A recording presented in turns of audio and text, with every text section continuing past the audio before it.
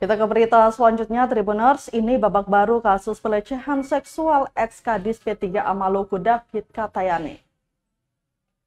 Kasus dugaan pelecehan seksual yang dilakukan mantan Kepala Dinas Pemberdayaan Perempuan dan Perlindungan Anak atau P3A Provinsi Maluku David Katayane memasuki tahap baru.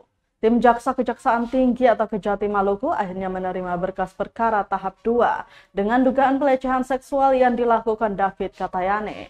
Pelimpahan tahap 2 tersebut dibenarkan Kasipenkum dan Humas Kejati Maluku, Wahyudi Kareba, Senin 13 November 2023. Wahyudi menjelaskan selain berkas perkara, tim penyidik di Treskrimum Polda Maluku juga melimpahkan barang bukti bersama tersangka. Saat ini lanjutnya Katayane ditahan jaksa di Rutan Waiheru Ambon. Sementara Jaksa Penuntut Umum atau JPU melanjutkan penyusunan berkas dakwaan untuk dilimpahkan ke Pengadilan Negeri Ambon. Sebelumnya mantan Kepala Dinas Pemberdayaan Perempuan dan Perlindungan Anak atau P3A Provinsi Maluku David Katayane ditetapkan sebagai tersangka dalam kasus pelecehan seksual.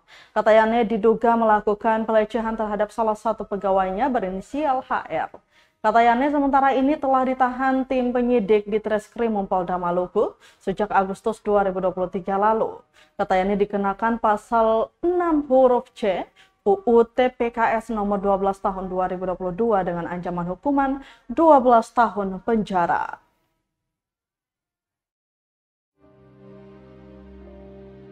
Download Tribun X sekarang, menghadirkan lokal menjadi Indonesia.